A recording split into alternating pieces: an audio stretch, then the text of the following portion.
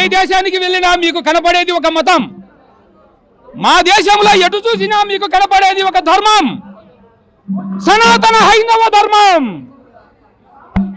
ఇలాంటి డైలాగ్స్ చాలా చాలా ఉన్నాయండి.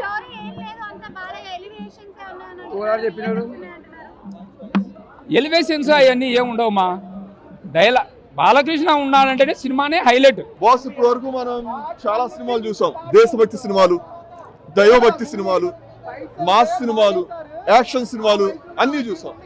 ఈ 4 రకాల సినిమాలు ఒకే దానిలో పెడితే అది అఖండ తాండవం. చాలా బాగుంది. బోయపాటి గారు ఇప్పటి వరకు ఓన్లీ మాసే చూస్తారు అనే ఆయన సీన్ రైటింగ్ ఈ సినిమాలో చాలా ఆశ్చర్యం కలిగించింది. చాలా గొప్పగా రాసుకున్నారు సీన్స్. సో ఇది బాలకృష్ణ గారి సినిమా కాదు, బాలకృష్ణ గారి ద్వారా శివుడు చేపించుకున్న సినిమా. ఒకప్పుడు అన్నమయ్య సినిమా కనుక వెంకటేశ్వర స్వామి భక్తి కోసం ఎలా తీశారో హైందవ ధర్మం కోసం శివుడే తీపించుకున్న సినిమాలా ఉంది.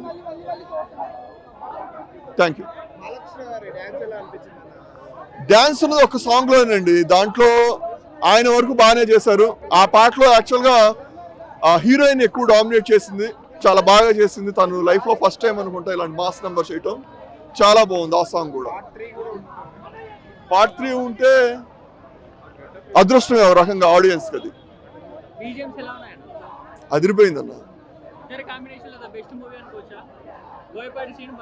బాలకృష్ణ గారి కెరియర్ లో కూడా ది బెస్ట్ మూవీ అనుకోవచ్చు. బోయపాటి గారికి అయితే ఇంకా లైఫ్ టైం బెస్ట్. ఇంకా అది నెగిటివ్ స్ప్రెడ్ చేసే వాళ్ళకి ఏం చెప్తారన్న? వచ్చి సినిమా చూస్తే నెగిటివ్ స్ప్రెడ్ చేయరు.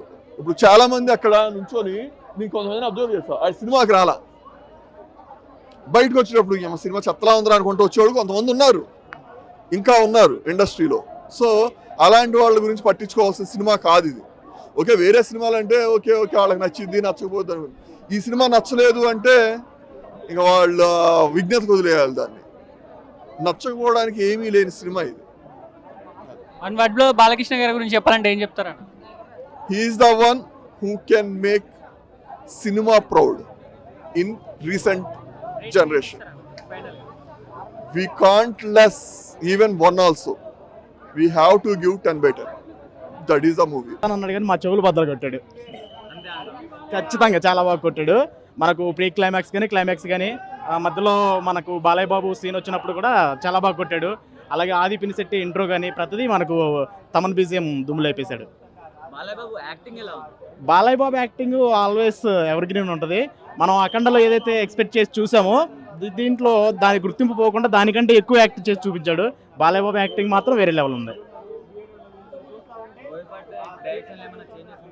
బోయపాటి డైరెక్షన్ అంటే మనం Boyapati direction in the sense ఏంటంటే మనం ఏదైతే అనుకుంటామో మనం చాలామంది అనుకుంటారు ఏంటంటే ప్రతిసారి ఒకే స్టోరీతో వస్తాడు, ఒకే బేస్ లైన్తో తీస్తాడు అనేది.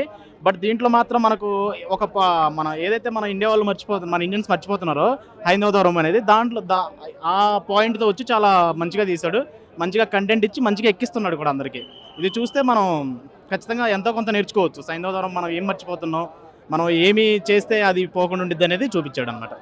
అంటే ఇది మాత్రం ఒక బోయపాటి డైరెక్షన్లో చేంజ్ వచ్చిందని అనుకోవచ్చు ఈ పాయింట్తో. సాంగ్ ఒకటే ఉంది, అంటే ఒకటంటే మనకు ఒక సాంగ్ ఉంటుంది, బట్ ప్రతిదీ మనకు బ్యాక్గ్రౌండ్ సాంగ్స్ వస్తుంటాయి అన్నమాట.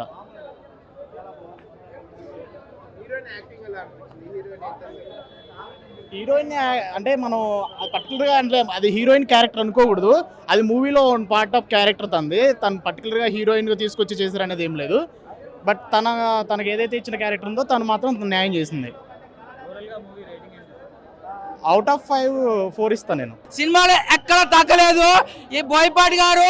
మరి మీరు హీరో డేట్స్ తీసుకోకండి. బాలకృష్ణ గారు మీరు వేరే ఏ డైరెక్టర్కి డేట్స్ ఇవ్వకండి. మీరే 10 పార్ట్ వరకు తీయాలి. 10 అఖండ 10 వచ్చే వరకు తీస్తూనే ఉండాలి మీరే. ఫస్ట్ మొట్టమొదటి సినిమా సంక్రాంతి అందరికీ లేట్గా వస్తుంది నెక్స్ట్ మంత్, కానీ ఇప్పుడే వచ్చేసింది పండుగ. సంక్రాంతి వరకు ఇదే దుమ్ము దులుపుతుంది. వేరే సినిమాలు ఎవరు రిలీజ్ చేసుకోకండి. మీరు చేసుకుంటే అఖండ ముందు మీ సినిమాలు ఆడవు. 100% ఆడే ఛాన్సే లేదు. థియేటర్ అయితే ఖాళీ లేవు. సినిమా అయిపోయిందని చెప్తే కానీ లేగట్లేదు, ఇంకా ఉందేమని చూస్తున్నారు జనాలు. సూపర్ బోయపాటి.